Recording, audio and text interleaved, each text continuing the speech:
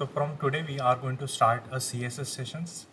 These are the table of content. जैसे आप देख पा रहे हो कि बहुत सारे टॉपिक्स हैं, तो वी कैन एक्सपेक्ट कि यहाँ पर हम बहुत सारे लेक्चर्स को गो थ्रू करवाएंगे. तो यहाँ पर जो हमारा आज का सेशन होगा वहाँ पर हम बेसिक सिंटैक्स के बारे में बात करेंगे.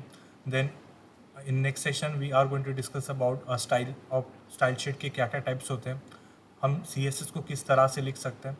आज के लेक्चर में बात करते हैं कि हम CSS को क्यों पढ़ते हैं, उसका लॉन्ग फॉर्म क्या होता है और क्या उसके बेनिफिट्स होते हैं पढ़ने के. ठीक. तो फ्रंट एंड में CSS का एक बहुत ज़्यादा इंपॉर्टेंस होता है, बिकॉज हम जब स्टाइलिंग की बात करते हैं, जब हमने अभी HTML पढ़ा है तो HTML में हमने फॉर्म बनाया, हमने टेबल बनाया, then we have created some list. But अगर हम फॉर्मेटिंग की बात करते हैं, जैसे हम लेआउट की बात करते हैं, फॉर्मेटिंग बोले तो जैसे कलर्स वगैरह देना है. यस, HTML में भी कलर ऑप्शन था, बट हम जब एक्स्ट्रा ऑप्शंस की बात करते हैं कि जैसे हमें शैडो इफेक्ट चाहिए या फिर हमें कोई एक लाइक ऑनलाइन फॉन्ट्स अगर हमें यहाँ पे ऐड करने हैं, तो ये सारे फीचर्स हमें CSS प्रोवाइड करके देता है. तो जैसे तीन चीज़ें आपको यहाँ पे मिल रही हैं कि it will save the lot of work, then style define how to display HTML elements. तो यहाँ पे बहुत सारे स्टाइल्स हैं जिसके थ्रू हम HTML के एलिमेंट्स को बेटर वे से डिस्प्ले करवा सकते हैं. एंड यहाँ पे अरेंजमेंट भी होती है, जैसे लेआउट्स और मार्जिन पैडिंग जैसे ऑप्शंस होते हैं, जहाँ पे हम एक ब्यूटीफुल कंटेंट हम बना सकते हैं वेबसाइट्स पर. तो यहाँ पे जो सेकेंड एडवांटेज आपको दिख रहा है, CSS save a lot of work, मैं इसको आपको थोड़ा प्रैक्टिकली इम्प्लीमेंट करके दिखाता हूँ कि हमारा CSS किस तरह से हमारा काम आसान करता है. तो यहाँ पर जैसे हमारे पास HTML ऑल फाइल्स फोल्डर था, यहाँ पर मैं एक न्यू फोल्डर बना रहा हूँ जहाँ पे मैं नाम दूंगा CSS ऑल फाइल्स. ठीक है. एंड सो आप समझ सकते हो कि यहाँ पर हमारे सारे CSS से रिलेटेड फाइल्स होंगी. ऑब्वियसली हमें HTML ही बनाना है यहाँ पर, बट उसमें हम कुछ CSS का पोर्शन ऐड करेंगे. सो सेम टेक्स्ट डॉक्यूमेंट हम करेंगे जैसे हम नॉर्मली करते हैं, बिकॉज यहाँ पे हम जस्ट टेस्टिंग कर रहे हैं, हम ये समझने की कोशिश कर रहे हैं कि CSS हमारा कैसे हेल्प कर सकता है. तो यहाँ पे मैंने demo.html नाम से फाइल सेव की है. मैं ओपन करता हूँ इस फाइल को नोटपैड में, और जो एक बेसिक सिंटैक्स होता है HTML का, डेफिनेटली हमें HTML को यूज़ करना ही है, HTML के ऊपर हमें CSS को यूज़ करना है. देन हम जावास्क्रिप्ट पढ़ेंगे, तो again we will going to append that JavaScript with CSS and HTML. तो ये सब चीज़ें ऐड ऑन होती रहेंगी आपके साथ. ठीक है. तो मुझे यहाँ पे ओपन करना है इसको नोटपैड में. सो ठीक है, तो थोड़ा साइज़ बढ़ा देते हैं इसका, और हम लिखते हैं यहाँ पर HTML, देन हेड. ठीक है. Then we have a title, if you want to write title here, तो मैं CSS लिख देता हूँ. Then title close, then head close, then we have a body section, और यहाँ पर हमारे पास बॉडी क्लोज हो जाएगा. Then we need to close HTML tag, और यहाँ पर हमारे पास कुछ वी कैन से कुछ HTML डॉक्यूमेंट होगा. और यहाँ पे जैसे मैं हेडिंग 1 लिखता हूँ यहाँ पर, simply for your understanding point of view. Then we have heading 2, then फिर से मैं यहाँ पे एक H1 लिखता हूँ, यहाँ पर हेडिंग 1 ही लिखता हूँ, ताकि आपको पता चले कि यस हेडिंग 1 से ही पता चल जाएगा कि यहाँ पे H1 टैग यूज़ किया है, और हेडिंग 2 देखोगे तो उससे पता चल जाएगा यहाँ पे H2 टैग यूज़ किया है.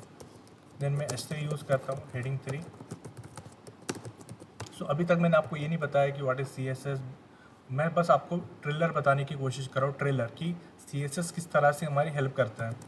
देन फिर से मैं यहाँ पे H2 लिखता हूँ, यहाँ पे मैं लिखूँगा हेडिंग 2, एंड फाइनली मैं यहाँ पर एक बार वापस H3 यूज़ करूँगा, heading 3, and lastly H1.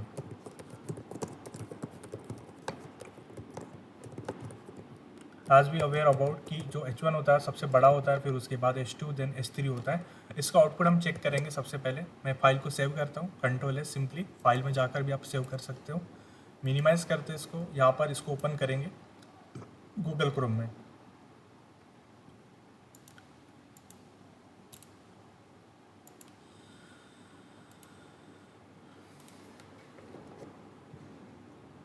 Right click करेंगे, यहाँ पर ओपन विद में जाएंगे और गूगल क्रोम पे क्लिक करेंगे. यू कैन सी यहाँ पर हमारे पास H1 है, देन H2 है, देन H1 है, H3 है, H2 है, H3 है, H1 है. अब ये ऐसा तो हम कभी डिज़ाइन नहीं करते, बट इमेजिन करो कि आप जब एक पेज बनाओगे तो उस पेज में आपका H1 अलग अलग जगह पे हो सकता है. जैसे यहाँ पर एक सिंपल एग्जांपल में बताओ आपको. सिंपली मैं यहाँ पर वाटर पोल्यूशन को सर्च कर रहा हूँ यहाँ पर विकीपीडिया पर.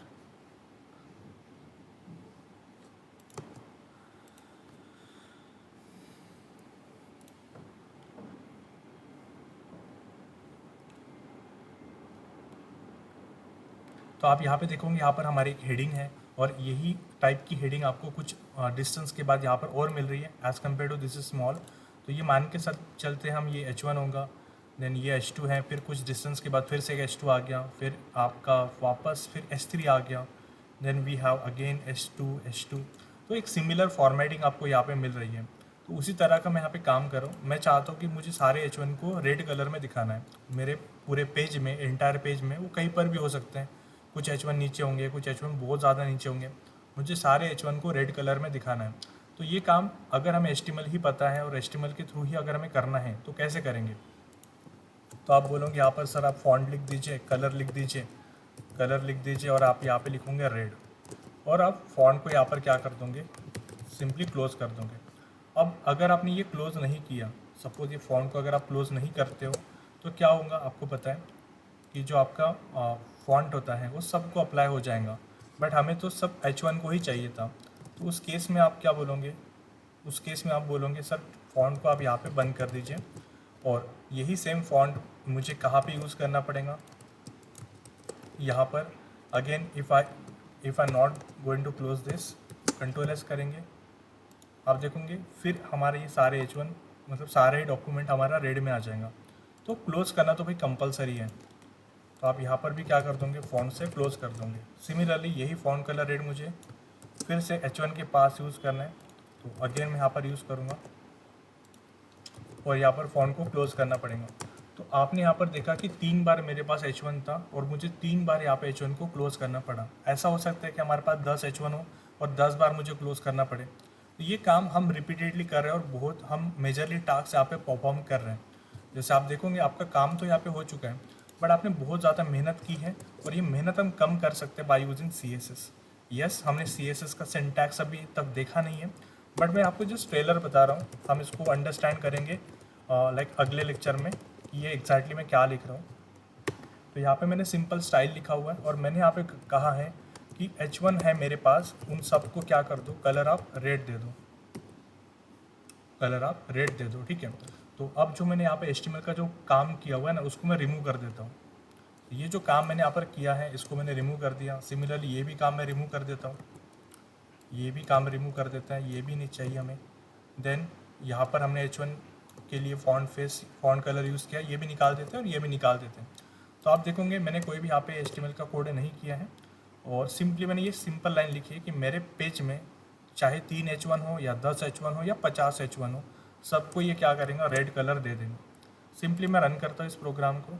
ऑब्वियसली यहाँ पे ऑलरेडी अप्लाई है, तो मैं एक रेड की जगह पे ग्रीन कलर कर देता हूँ। कंट्रोल एस कर देते हैं, रिफ्रेश करते हैं, तो ये देखिए एकदम से आपका सारे के सारे H1 ग्रीन कलर हो गया। इसी तरह से लेटर ऑन आपको लगता है कि मुझे H2 को फॉर एग्ज़ाम्पल मुझे H2 को सेंटर में लेके जाना है, तो मैं कितनी आसानी से ये काम CSS के थ्रू कर सकता हूँ। मुझे इंडिविजुअली सबके पास जाने की ज़रूरत नहीं है। कंट्रोल एस करते हैं, रिफ्रेश करते हैं, ये देखिए सारे H2 आपके सेंटर में आ गए। सो जस्ट मुझे इस लेक्चर में आपको ये बताना था कि how CSS going to help us for betterment of the code. Betterment हम कर रहे हैं, कोड को छोटा कर रहे हैं, प्लस कुछ अच्छे अच्छे ऑप्शंस भी हमें यहाँ पे दिए हैं। एंड ये CSS is very important language हम जब हम डिज़ाइनिंग की बात करते हैं। अब हम थोड़ा सिंटैक्स की बात करते हैं कि भाई इसमें हम सिंटैक्स क्या देखने वाले हैं। एडवांटेज तो हमने देख लिया, CSS का लॉन्ग फॉर्म भी आप समझ जाते हो कि कैस्केडिंग स्टाइल शीट, हम वर्जन 3 यूज़ कर रहे हैं अभी। और ये सिंटैक्स होता है, जैसे अभी मैंने देखा कि H1 मैंने लिखा था, देन कलर लिखा था, कोलन रेड लिखा था, तो उसमें जो H1 था which is called as selector, और उस सिलेक्टर के भी कुछ टाइप्स होते हैं जो आप देख रहे हो, एक लंबी लिस्ट आपको दिख रही है। तो ये सिलेक्टर्स का एक स्पेशल लेक्चर होगा, हम उस पर बात करेंगे सारे सिलेक्टर्स को, ठीक है। देन प्रॉपर्टी, ऐसे हमारे पास बहुत सारी प्रॉपर्टीज़ हैं।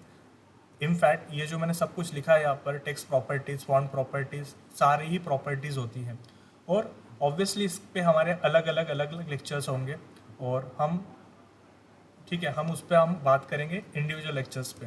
देन फिलहाल तो हमें एक प्रॉपर्टी तो समझ में आ गई कि कलर क्या करता है, ये आपका फॉन्ट कलर के जैसा काम करता है। एंड सिंपली वैल्यू तो आपको पता है कि ये रेड, ब्लू, ऐसा कुछ हम वैल्यू दे सकते हैं। एंड वेरी इंपॉर्टेंट, ये सब कुछ होगा आपका करली ब्रैकेट्स के अंदर, ये सब कुछ होगा आपका करली ब्रैकेट्स के अंदर।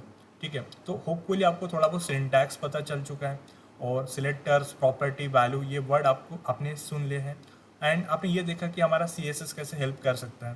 Now in the next lecture हम मेनली बात करते हैं कि हम CSS का कोड किस तरह से लिख सकते हैं। ठीक है।